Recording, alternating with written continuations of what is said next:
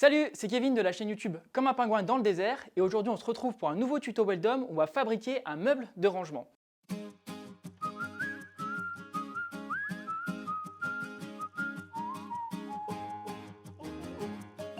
Et pour ça, on va utiliser plein d'outils super pratiques de Wolfcraft.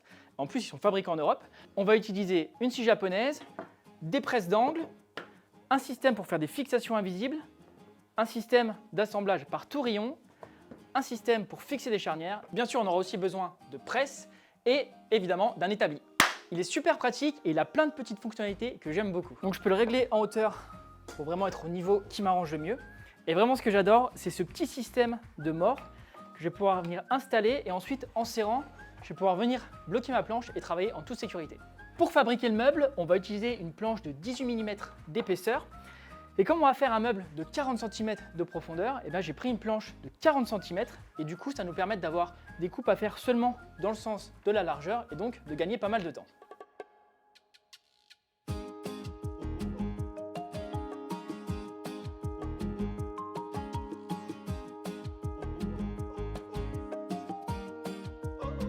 Pour scier, j'ai le choix entre une denture un peu grosse, donc ça permet plutôt de scier assez vite, et une denture plus fine, et là qui va me permettre d'avoir une finition bien plus nette. Et là, comme je fais un meuble et que je sois vraiment nickel, je vais utiliser la denture fine.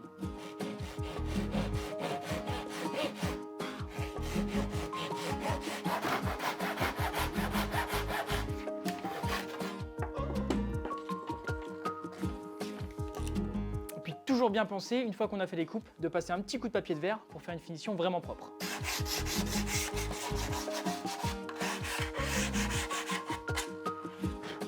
Donc je me suis coupé deux planches de 50 par 40 pour les côtés, deux planches de 40 par 40 pour le dessus et le dessous, une planche de 36,5 par 50 pour le fond, une planche de 36,4 par 38 pour faire une étagère et enfin une planche de 40 par 53,6 pour faire ma porte en applique. Pour assembler le fond et le côté, je vais utiliser un système de tourillon. Donc le principe, c'est que je dois faire deux trous de chaque côté de ma planche et je vais pouvoir venir insérer le petit tourillon qui va faire la liaison, qui va empêcher que ça bouge. Donc pour être sûr de faire le trou bien au centre, j'utilise le petit guide et en fait, en venant me positionner comme ça, automatiquement je viens en butée et je suis sûr d'être au centre de ma planche. Donc je vais pouvoir percer au diamètre de mon tourillon et pour ça, j'ai mis une petite butée sur ma mèche pour être sûr de ne pas aller trop loin.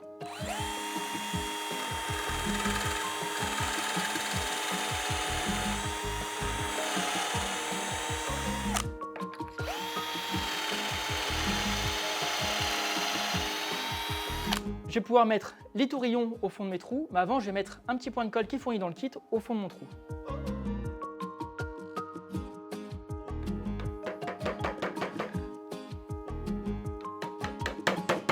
Donc maintenant ce que je veux, c'est pouvoir fixer comme ça ma planche à 90 degrés et donc il faut que je perce un trou vraiment très précisément au bon endroit pour que tout soit bien aligné. Et donc pour ça je vais m'aider du kit, je viens me remettre dans le tourillon que j'ai déjà fixé. Je viens régler la butée derrière au bon niveau.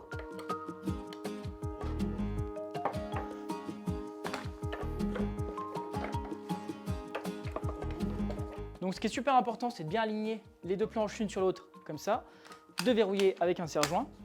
Et ensuite, je peux venir glisser le trou de mon guide dans le tourillon déjà en place. Et grâce à ma butée, je ne vais pas trop loin. Grâce au tourillon, je suis bien aligné dans ce sens-là. Et maintenant, je peux percer et je suis sûr d'être bien aligné.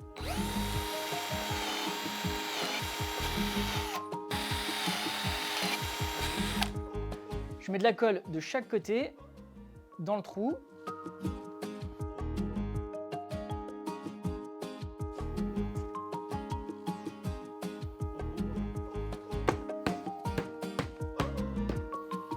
Et voilà, on voit que là c'est vraiment aligné parfaitement de ce côté-là et aussi parfaitement de ce côté-là. Donc je vais pouvoir continuer l'assemblage de mon meuble sur le même principe.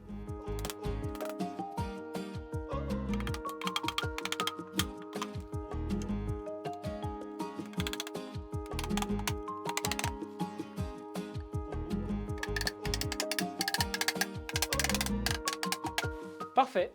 Alors c'est pas mal du tout, mais j'ai envie de me rajouter une petite étagère au milieu de mon meuble. Et pour ça, je vais utiliser le kit de vissage invisible. Donc j'ai réglé l'outil par rapport à l'épaisseur de mes planches.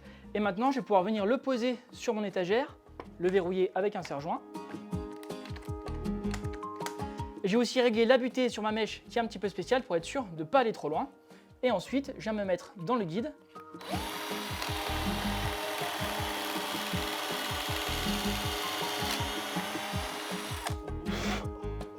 Et voilà, maintenant j'ai un trou qui va me permettre de faire l'assemblage des vis et je vais faire ça à 4 endroits sur mon étagère. Je mets en place l'étagère avec les petites presses d'angle qui vont me permettre de bien maintenir mon étagère à 90 degrés. Donc comme ça, je suis vraiment sûr que ça va être bien droit.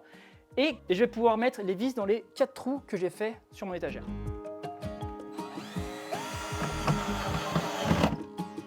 Maintenant que j'ai mis les 4 vis, c'est bien solide. Et ce qui est vraiment super bien, c'est que je vois ni les vis à l'intérieur ni à l'extérieur. Donc c'est super joli. Et pour finir, j'ai envie d'installer une porte ici avec une petite charnière pour pouvoir ouvrir et fermer le meuble. Pour pouvoir ouvrir ma porte, je vais installer des charnières. Et pour ça, j'utilise le kit exprès pour les charnières. Donc je viens positionner ma porte par rapport à mon meuble. Je mets les 2 petites cales du kit. Et ensuite, avec l'outil exprès fourni avec, je viens faire une empreinte du côté de la porte.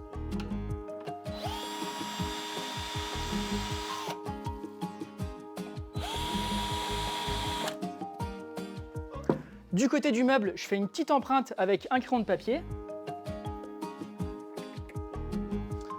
Maintenant, je peux enlever mes cales. Et du côté de la porte, je vais monter un autre outil. Donc, je bloque avec un serre-joint. Et grâce à l'empreinte que je viens de faire, je peux directement positionner mon outil au bon endroit.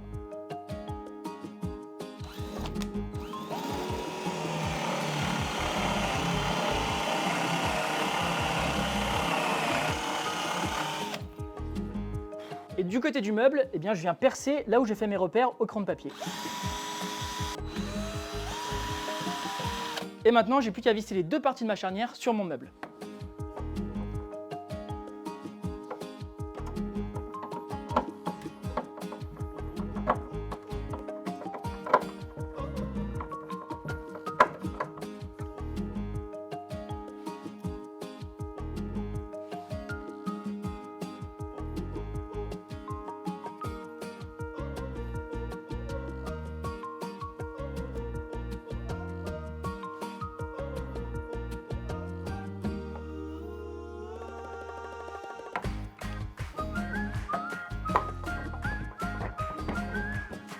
Et voilà, maintenant j'ai une belle porte qui s'ouvre.